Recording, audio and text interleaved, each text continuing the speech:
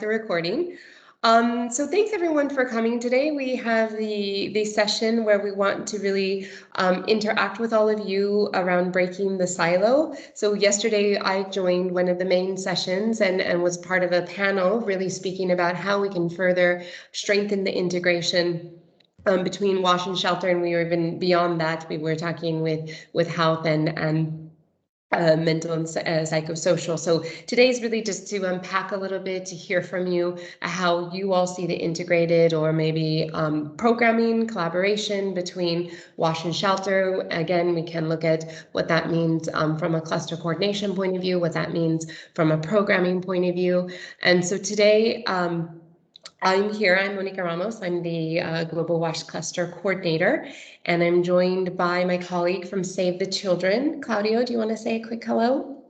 Yes, hi everybody. My name is Claudio Deola. I'm the Senior Humanitarian WASH Advisor at Save the Children. I'm sort of coordinating globally the humanitarian response with the WASH component at Save the Children. Pleased to meet you, everybody. Yeah, and normally we should have a colleague, our colleague Yasser, joining from IMC. He's actually doing an EMT training now, and he was in the field. We were on the line with him about an hour ago, and he was unpacking bladders or packing bladders. So he may come in at some point, but we can run the session without him. But basically, we've been working together across the Global WASH Cluster and Save the Children and IMC really on an integrated approach for cluster and sectorial collaboration. So just a quick outline, and we would try to just keep, this as informal and easy flowing as possible, but me is the welcome. So it was just to take a few minutes to really welcome everyone here and also just really extend our gratitude to the Global Shelter Clusters. We partners and colleagues. We're really happy to be here today, and I think it's great that we start to have these kind of connected conversations, and we have been doing that over the past couple of months. We've had similar type sessions where we've been doing this with the health cluster as well, with the nutrition cluster coming up, and also some work with the CCCM. So it's really nice to kind of be here for that. And then we'll go into just kind of a overview from Claudio on the roadmap 2020, excuse me, that was a mistake from my side, to 2025, and also one of the key initiatives 3.4 around the multi-sectorial collaboration. Then what we thought is Yasser was going to help us have a guided discussion about, we just have two kind of prompting questions around barriers and recommendations in terms of our collaboration together. So we'll just, quickly run through, listen to all of you, and we'll of course be taking notes and try to see, what we can do moving forward after this session. And the idea was just to really have a wrap up and closing. So I think from my side, that's it. I'll hand over to Claudio to maybe take us through the roadmap. Yeah, thank you, everybody. So as I'm speaking right now, I'm also speaking on behalf of I am one of the co-chair. Save the Children is one of the co-chair of the WASH Roadmap 2020-25, together with the Swiss Development Cooperation Agency, represented by Marc-André Busli. And then let me give you a little bit of a background on how and from where the WASH roadmap is coming from. Basically, somehow, most of it started back in 2014 when in a pretty famous report, MSF kind of start to challenge the capacity of the humanitarian sector at all to deliver and to be to deliver the life-saving mandate that we are supposed to do. And then there was Where is Everyone, which is a report that touches on different sector, but also on the system itself and their capacity. Following that report, in I think in June 2017, still MSF published another report, which is called the evolution of the emergency wash in humanitarian action, which in turn triggered a meeting on 2017, which happened in Brussels. The evolution of emergency wash in humanitarian action. If I well remember, at that time it highlighted the main limitation of the humanitarian wash sector, including also some technical limitation in technical competencies and operational capacity to respond rapidly, and somehow it touched a little bit on a culture of complacency to some extent. And it was a very interesting report that shook a little bit the sector, and then trigger the interagency working group and to convene a global global team around the WASH. The interagency working group, WASH working group, is it's a little bit of an informal working group composed by the biggest organization, which has the biggest portfolio, humanitarian sector, roughly. And then it's a sort of a parallel group, and I work very closely with the Global WASH cluster. So it happened that the interagency working group, led by MSF in this case, with the Global WASH cluster, organized the meeting in 2017 to have a sort of a collecting and self-analysis and discussion around the WASH sector. That was another milestone, and following this, another milestone was another study that analyzed the capacity of the WASH sector, that was commissioned by the Global WASH cluster and drafted by URD, Urgence Réhabilitation et Développement, je pense, I think is a French organization, and again, which came up with 5 main actionable items. Which were discussed eventually in Geneva together in another high-level meeting, which convened the 15 emergency director of the 15 biggest organizations involved in WASH and their sort of related global WASH advisor.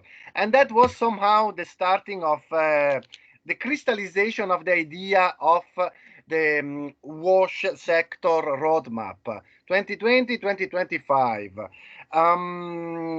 which is a sort of, I like to say that is a very innovative approach and a self-analysis to looking forward on how to improve the delivering of a sector for in humanitarian crisis. And I think now we can move to the next slide, which describe a little bit.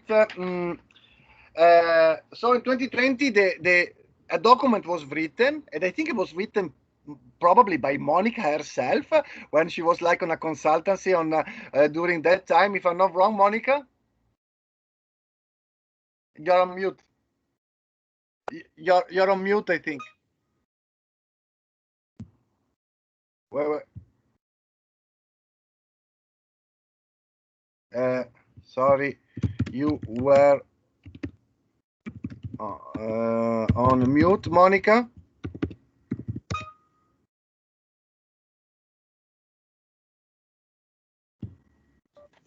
We can hear you, Claudio, but maybe Monica can't. I can't. My problem is I can't see anything. I can't see. We can hear you now, Monica. We can hear you now. Okay, yeah. I was just changing to 2020. Apologies to everyone. It is 2020. 2022 is because we have our new strategy starting in 2022, and I'm mixing the numbers up. Apologies. Sorry, Claudio. Back to you. No worry. Thank you very much. Basically, in a 4-year process, 4 or 5-year process to 2015, 2016 to 2020, what came up through the different milestone reports is that there are the need of having the capacity for the WASH sector and the resources to deliver in emergency at scale, anywhere and at any time. That is the main ambition and the main goal of this roadmap. And then how to do so, I think there was a need of realizing that WASH is a very important sector to secure life-saving activity. So the survival aspect of the WASH, which is the main topic of the first axis of the roadmap, is the first one. Then there is a second axis that is around accountability and the quality. So the self-analysis that we had was that we wanted to increase our accountability and our quality, and the third aspect and the third axis of the roadmap is around the capacity of the sector to be predictable and sustainable, and so to move out of also a little bit of the emergency lens, but to work a little bit across all contexts and to bridge those gaps that are very of fundamental importance to give continuity to the emergency intervention and to move into a more sustainable realm. And how to do so? Again, the roadmap has three main underpinning pillars, if you want to call them so. The first one is around increasing the capacities of the sector. The second one is around improving the coordination within and outside, inside with the sector, but also outside with all the other many sectors that are composing the humanitarian system. And eventually the third underpinning pillar is around the financing system. There is a need of also looking at being more innovative and changing a little bit the traditional way that the sector, the WASH sector, we want to say also the humanitarian sector, is being founded so far. But let's stick to the WASH sector. We would like to be more innovative, more predictable, and also looking at multi-year and multi-sectoral funding system. Finally, there is an implementation plan put in place to sustain all these, which is anchoring around 4 themes. And within the 4 themes, there are 17 initiatives, which are led and co-led by different organizations taking part of this roadmap. I think we are counting around 30 organizations on this roadmap so far, and they are different participating to a different extent to those 17 initiatives, which, as I say, they are grouped around information and knowledge management, capacity development and professionalization and localization, and coordination and quality. And the last one, last but not least, is the importance of the innovative funding and the resource mobilization and advocacy related to all of these. So, what we are here, what we would like to discuss with you, it's one of these specific initiatives, which is inside the theme number 3, the coordination and quality. And then we would like to a little bit break the ice with you from the WASH point of view, to open up to you guys from Shelter in seeing how we could together bring forward a little bit the initiative 3.4, which is about multi-sectoral intervention and coordination with WASH in humanitarian responses, basically. This specific initiative is co-led by IMC and Save the Children. There is you can even move to the next slide because I'm going into a little bit of a detail of this initiative. This initiative overall is looking at having a WASH to some extent being integrated with other sector in humanitarian multi-sectoral response, basically, and looking at how we together, we can promote, we can structure, we can operationalize, and we can measure and we can evaluate those multi-sectoral humanitarian responses. And if you could move to the next slide, there was, I mean, Claudio, I'm on 3.4 slide. Are you not seeing that? Okay, sorry. It's there, yeah. Refresh on my screen. Never mind. I think I remember that this 5-year, I think, yeah, I am not the only one who does not see the Monica, slide. yeah, I think somehow we are still in slide 4. How are you For still the- on slide 4? Okay, I'm showing, okay, I'm gonna have to do, Monica, it might be best to stop sharing, then reshare again. It might fix it up. okay. Actually, I'm completely stuck. Well, this is a sign. This is me trying to do technology. I'm terrible at technology. I should have never signed up for this job. Okay, let me try again. Thank you, Brett, for that suggestion. Thank you very much. This is a good sign that people were listening. Exactly. So yes, It's a I'm good glad sign. about- No one's falling asleep. It's very interesting. Are we seeing it?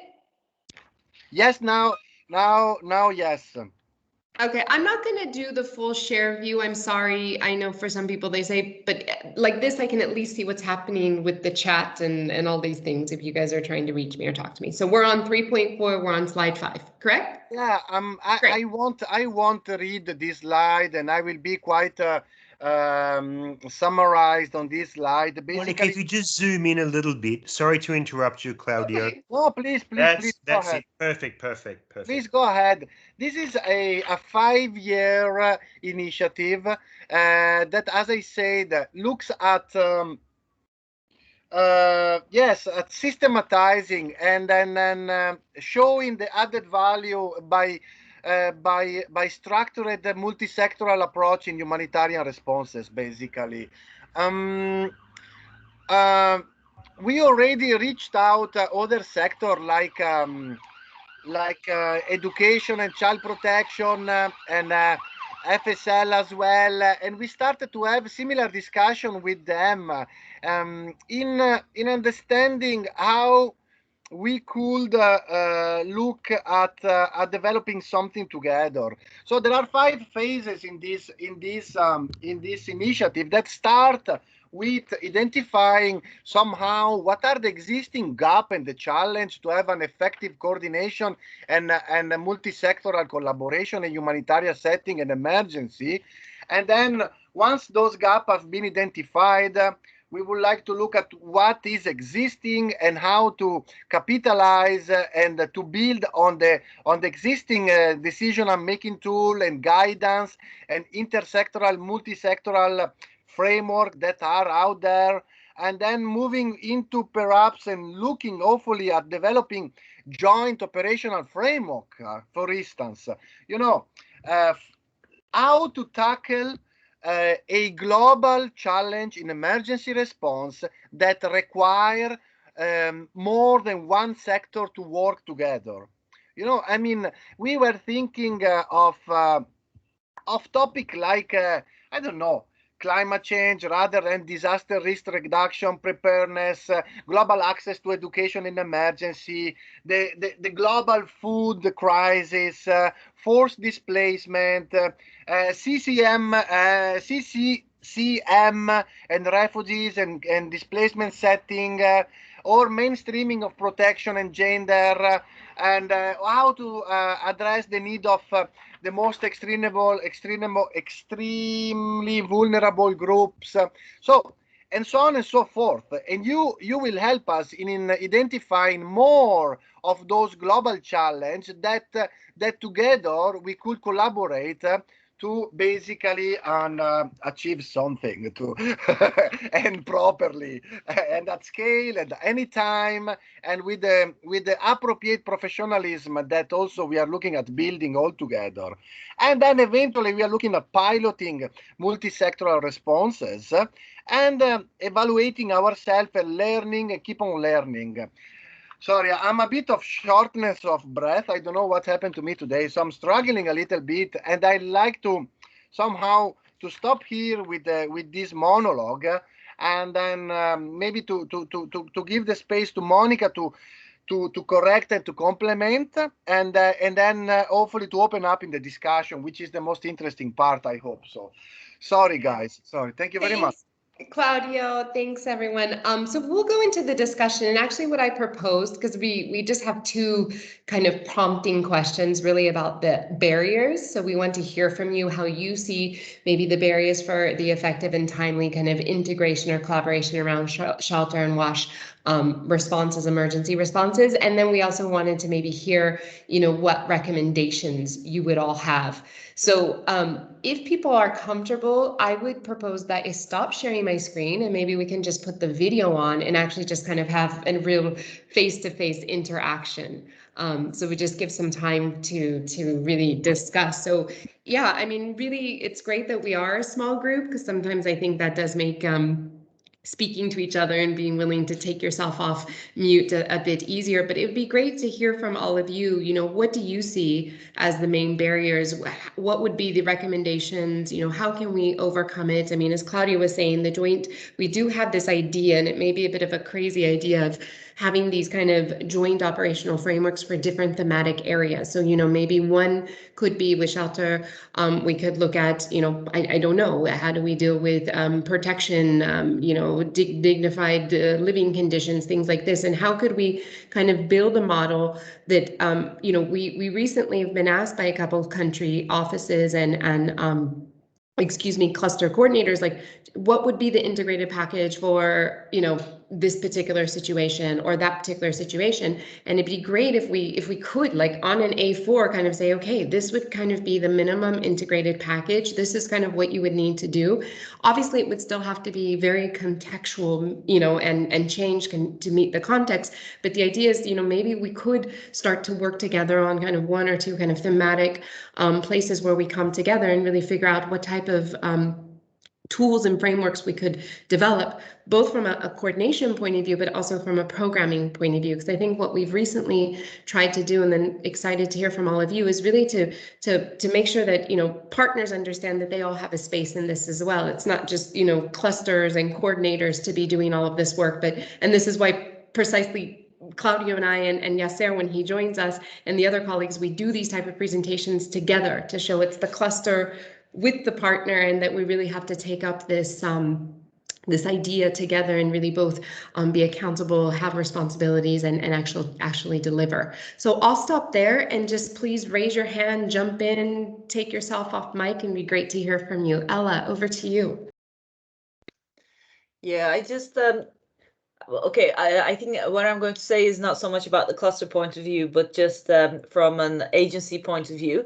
In response to your first question, what are the barriers?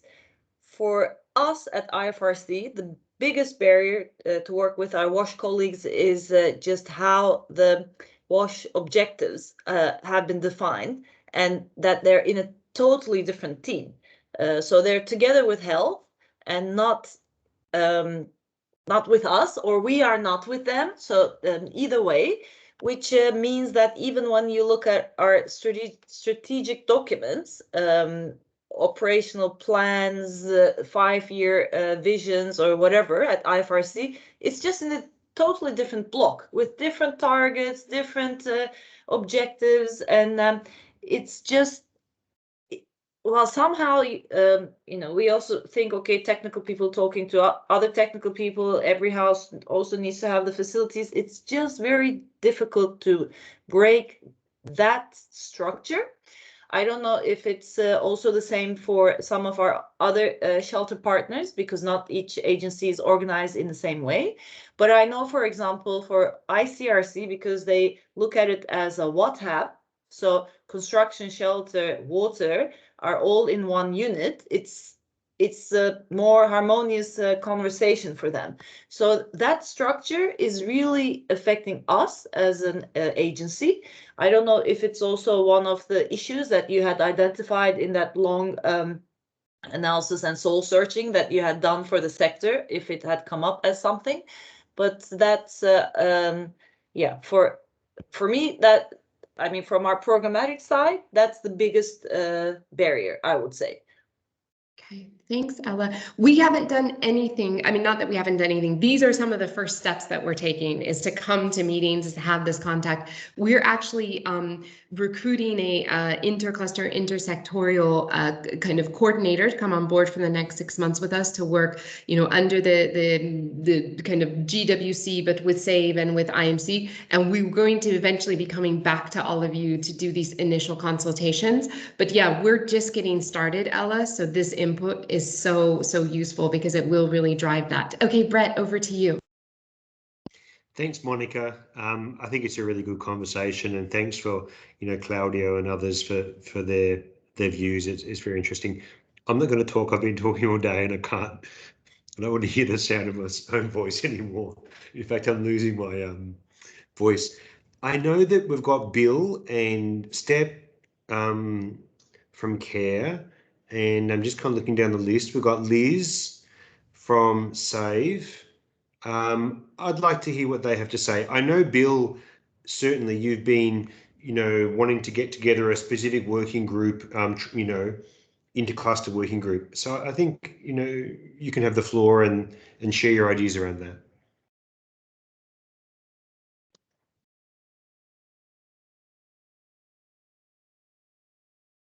Jump in, don't be shy. We're a small group. That's the benefit. Bill or Step or Liz.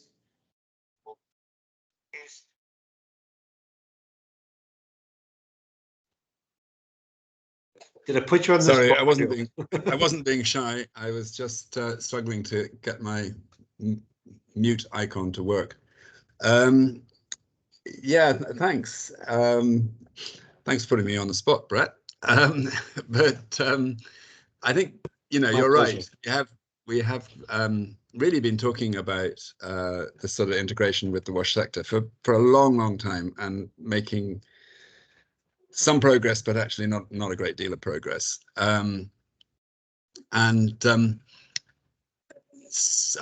these are sort of random thoughts, really, but I think what would be, you know, very exciting would be to see ways in which we can think about, as an example, the conditionality of cash being seen across the sectors. So, you know, a shelter project might well be sort of, you know, putting new roofs onto houses, or that might be, you know, one of the things that people do with a cash project is they put new roofs onto houses. Now, those new roofs might be absolutely perfect for a rainwater catchment, but the shelter project doesn't allow for, you know, if it's in any way conditional, to allow people to use the cash for what would conventionally be seen as a WASH intervention. Whereas it seems to me to be entirely appropriate that it should be.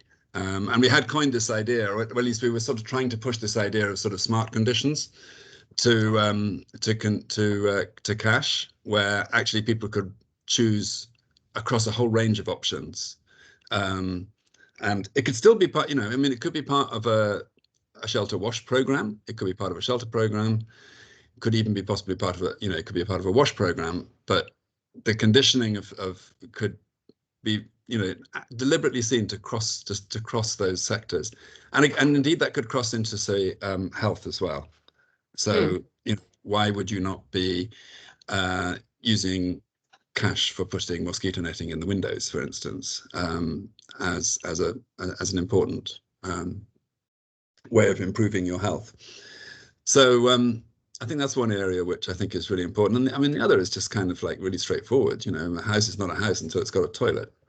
And if we don't coordinate around that kind of thing, then I think we're really, you know, we're really missing a trick.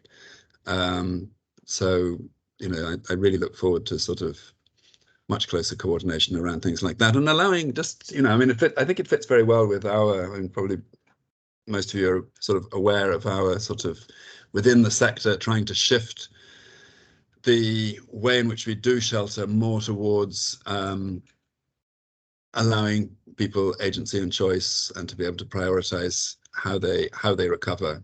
And that's you know, allowing allowing sort of flexibility amongst sectors and seeing much more sort of coordination across sectors, I think is really sort of key to operationalizing that kind of approach. So I know sort of slightly random thoughts, but I'm sure as the conversation develops, we'll have more. Great. I think Liz has her hand up. Thanks, Bill. Hi, everyone. Sorry, I haven't got my camera. Well, I mean, I'll try, but it only says no. Oh, look at that. It's a miracle. Honestly, it often tells me, like, I don't, it says, please connect your camera. In fact, what happens normally is I go like this and then it freezes and I'm stuck in this position for 45 minutes. I'm not the only one that's having a bit of a technical hiccup today. I feel very much with kindred spirit. Honestly, this computer, like, 1 out of every 10 meetings, the camera works. But anyway, it's very nice to see you all. And as you say, Monica, it's actually nice that it's a small forum because, you know, sometimes one feels a bit intimidated talking, although I feel like I'm amongst friends here. You know, I'm so impressed with this initiative, and I was in touch with Marielle, actually. I don't know why she's not on, but you know, to talk about a lot of things. But within Save the Children, and I'm sure Claudia can balance this. We have a really weird setup. You know, having worked in UNHCR and understanding that scenario, and in fact, Brett, I know you're losing your voice, but I'm really curious to know what's going on there with the WASH team, and the rumor that I've heard is that it's now being incorporated into the settlements team, which I think is a good move. I don't know if that's true, but anyway, that's a rumor. But, you know, with Save the Children, we're a really weird beast in the sense that I'm actually just the construction. I shouldn't say just, I am the global lead for construction. And what that means is that we have this umbrella approach to looking at infrastructure and ensuring that all infrastructure implementation under all sectors is implemented safely. And the challenge that we have obviously there is that we're dealing with various sectors who just don't have any engineers or any tangible understanding of what does safe construction mean for education and healthcare, unless you have a receptive champion in a country office. Oh, thanks, Claudia. That's really sweet. So we're constantly trying to break down the barriers between those teams and trying to understand how, I mean, because I know obviously the WASH component of infrastructure is one piece of the, you know, in fact, the competency framework. They list all of the impressive array of competencies that you're expected to have as a WASH colleague. And the engineering component is really only one side of it. But of course, the safe construction of latrines and those water towers that keep falling down and killing people, you know, it's horrifying. So in Save the Children, we have this myriad of amazing people, but each one of them as well is compartmentalized, and the challenges that we have with that. So for us, we're very, you know, Claudia is with Save UK, Marielle is with Save US, and she has a very tiny mandate to, not tiny, I mean, it's huge, but she deals with OFDA funded projects. So again, you're siloed into this terrible space, whereas I have the, you know, I don't know how I managed it, but the very fortunate position to have an overall non-member driven, no country, no donor driven approach where I go in and I say, no, safe construction, no matter who is paying for it, is my priority. So a school in Goma under KWF is going to be, KFW, sorry, is going to be as important to me as the one that's funded by USAID in Kinshasa. And if I'm coming to the country office, I will address all of the engineers in one room. And so I push that agenda. And I think that within all organizations is a challenge. And we're seeing it all, just with Save the Children, I've seen the challenges there in a big way. But trying to keep that door open. And I think it does take all of us to create that two-way dialogue. You know, I've pushed a lot, for example, disability inclusion, doing training and collaborating with both the disability team and the WASH team in our organization to ensure that we've got a guidance note on infrastructure, making sure that it's universally inclusive. We now focusing on WASH infrastructure and trying to get colleagues to discuss what that means. At the same time, we obviously have a mandate within Save the Children for safeguarding, and we've collaborated with our safeguarding teams to core messaging, and the WASH team have done the same. We have a number of tip sheets that looks at where are these risks, and even within the WASH messaging, there's a lot of risk identification just around the safe latrine and construction activities. So we're trying to, as much as possible, embed and cross-link and keep those doors open. And, you know, I think I'm very fortunate in Save the Children that I do have a great working relationship with both. But it is challenging because, I mean, I understand why WASH is possibly still, I don't know, Brett, you can confirm whether WASH has actually been swiped back into settlements or if WASH is still sitting under public health. And I remember running across the road, the passageway all the time to speak to, now I've forgotten his name, that French, he was your predecessor, in fact, Monica, Dominique. I was always running across the passage to Dominique to have these conversations because, it's difficult. And as an architect, of course I'm going to build a bathroom. So having gone from private sector to the humanitarian, where suddenly it's somebody else's responsibility to do the latrine, I was like, really? And how many architects are also WASH? Why is this not connected? And I do find that as much as having been part of the process, I feel still relatively new to all of this, but since 2009, having worked in the shelter cluster at UNHCR and then obviously moved in and out of the various different ranks, I found that the siloed approach, the cluster approach, it sort of suits a camp identity where we can deliver to a new environment these services, and each one of us is then responsible for that. But because of this integrated approach that we're seeing so much with the settlements approach, with the urban, let's be honest, it's the urban displacement crisis that we really are being pushed to be more integrated. You can't deal with Beirut blast as having the WASH guys are going in to talk to people about their water supply and then the shelter guys are going in to talk about the front door. I mean, that's insane. And a good example of how we've dealt with that in Save the Children is we have one technical advisor who is mandated to deal with both shelter and WASH, because the urban response in Lebanon has completely overruled those two. Anyway, I'm going to stop talking now, but I'm very supportive of this, and I'm just so happy to see that it's become a conversation. I wish there were more people on this chat, because I really do feel it's an incredibly valuable piece, and I can see someone saving me from saying any more. Thanks, Liz. I'm conscious that we only have 5 minutes. I mean, I can stick around a little bit longer. Thanks so much, Liz. Angel, I think you wanted to come in. No, I just wanted to make I just wanted to make a comment. Thanks that Liz in the end brought this point. My key comment is that in reality, WASH is pretty much integrated in all of the shelter projects when it comes to an urban setting. Yeah. I mean, of all of the ones that I have ever worked with, WASH is always a key element of all of these projects. That's true that it differs on the setting where you're working. As you rightly said, when you work in a camp, it works differently. It's true that it's pretty much separated. But most of my experience, for example, comes in the Middle East. You just mentioned Beirut among them. In urban settings, WASH is pretty much integrated in shelter. And definitely, I guess, there could be more coordination between the WASH and shelter clusters in those settings when it comes to standards and things like that related to WASH in the urban shelter perspective. But besides all of that, I just wanted to add a point that it may be far from the conversation that we were having, but it's the issue of better integration of NFIs when it comes to WASH and shelter. Because I think, in sometimes, we are pretty much disconnected, and we are maybe not being very efficient use with resources. When, a distribution is taking place, you might as well join forces on these things rather than having separate loads of different organizations and so on. So I just wanted to make this very brief comment and complement what Liz was saying, and that yes, that these are the issues. Great, thank you, Angel. Anyone else want to come in, share thoughts? I know there's a lot going on in the chat box. It's hard to be seeing it all. So if there's any thing from the chat that somebody wants to shout out. I see a lot of stuff. We'll definitely take the notes from this. And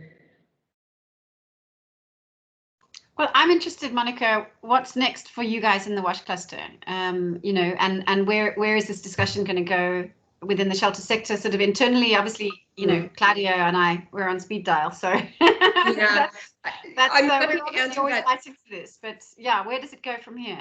Sorry, I'm happy to answer that, Liz, but I don't know, Miguel, did you want to come in first with a point? Yes, thank you very much, Monica. So, first of all, to thank you very much for coming forward and proposing this, because I fully agree with everything that has been said. These two sectors, we really need to be very, very closely together. In the field, very often, I see that it happens more often than at the global level. Very often we have the WASH cluster meeting happening right before or right after the shelter one. And maybe we could learn a little bit from that. And as you have done this time, encourage ourselves and remind ourselves to have more participation in each other's meetings. No, we've had a little bit in the past. I was in the in the last WASH cluster meeting, but this type of events like this, maybe that could be a beginning to continue having them, and maybe even with the SACs, have more discussions jointly. Great point, Miguel. And I remember, Miguel, you coming in quite a bit to WASH. So maybe just to answer Liz's question, and I think that that's kind of the point of today as well. This isn't just about what we're going to do as the global WASH cluster in terms of the team that that I manage and the team that I work with. It's about what we're really doing with key partners like Save the Children, who have really stepped up and said, okay, we're going to lead this very interesting and much needed initiative. And maybe something, Claudio, that we forgot to mention is there's a mirrored one that's called 3.3, which is about the integration and the collaboration in public health emergencies, where we're really trying to drill down in the relationship with health and nutrition. Claudio is Save the Children IMC are also leading that. Claudio's the lead, right? Claudio, you're still the focal point on that one? Yeah, correct. Yeah. And then more and more we see, sorry if I'm taking over, Monica, on this, but I think you were saying that there is also an opportunity. No, please go ahead. Go ahead. Oh, okay. No, and I mean, what I'm trying to say is this, is that we never had this WASH sector strategy. We never really, we always had a WASH cluster strategy, which was built around the 6+1 core functions and what did we need to do to ensure effective coordination. But the part that I think has been missing, having been in the sector for quite a few years now, is really the WASH response and the programming side, and how do we really bring the partners into the driving seat of really defining that and deciding where that goes forward. And so, Liz, what we're starting to see is actually it's not a separation of, we don't want to be together, but a very divine path for what is the humanitarian WASH sector going to do from a programming point of view, and what are we as the cluster coordination in that realm going to be doing to ensure coordination. And so this is why effectively having the roadmap strategy, having these initiatives helps to really carve out that space for partners. And then what we do is we really work together with those partners and figure out which pieces are actually for coordination and which pieces are for programming. Because we do want to be very clear that we aren't also overstepping as the Global WASH cluster beyond what we're mandated to be doing. And we want to make sure that those synergies are happening and that we are really working together, but that also partners are getting the space to really step up and also take leadership. One of the big things we talked about at our recent meeting was leadership, and how everybody has to take a leadership role in a different way or a different form, depending where they're coming from. And, we can't applaud Save the Children enough for taking huge leadership role across the 17 initiatives. And also Claudio is the co-lead of the overall roadmap. So, I mean, I think that this is kind of the direction we're going in, Liz, is actually to have kind of a parallel where we're taking care of the cluster side of things. We have the partners, we have about 25 or 30 partners, right, Claudio, that are heavily engaged in the roadmap in terms of leading, right, co-leading, participating, across the 17 initiatives. And so then essentially the idea is that we work together and that we continue to have, these type of joint events. I can talk about what the cluster is doing, but then, Claudio or other colleagues who are leading different initiatives will come in and say, well, this is what the sector wants to do. Because sometimes I think, they are very interlinked, but it doesn't mean that they're inter-exchangeable. And I think that that is what we're trying to unpack and try to really kind of separate out so that we're very clear about, who needs to be in what lane and who needs to be doing what. And I think that for us, it's great to have partners stepping up, being willing to take leadership roles and being willing to drive sector strategies. And I don't know, Claudia, if you want to add anything on top of that. No, but I think the way that you're expressing this and the clarity and the will of of defining somehow the roles within the wash sector. It's very appreciated, and also yeah. And we are looking with the roadmap to engage across also other sector and multi-agencies, and to create a very conducive and fertile environment to improve the way that we deliver WASH, and then not only to limit ourselves to looking at WASH outcome. Even paradoxically, we are very much aware that we can be very functional as a sector to achieve other sector outcome, and the 3.4 initiative is really about that, how to look at higher level outcome and contributing all together with each of relevant pieces. Yeah. So yeah, I mean, I think I have a bit of a mantra list when I explain where I think we need to go. And I guess like I have the historical of having like written the strategy and, all of these things, is that, that sentence of kind of effective coordination, results in predictable, timely, high quality WASH responses. We as the cluster will take care of the effective coordination, but we need the partners to come meet us halfway and help with that timely, predictable, high quality responses. And we in WASH and beyond, and we will provide, the tools, the frameworks, if capacity is needed, but we really want the partners to be really driving and pinpointing what needs to be done from a programmatic point of view for the sector, and we will come in and complement that with the tools that we have for effective coordination. Well, what we hope would be effective coordination. That's the goal. Liz, did you want to come back in? Oh, just briefly to say thank you. I think this is really great, and the explanation is really good, and thank you for that.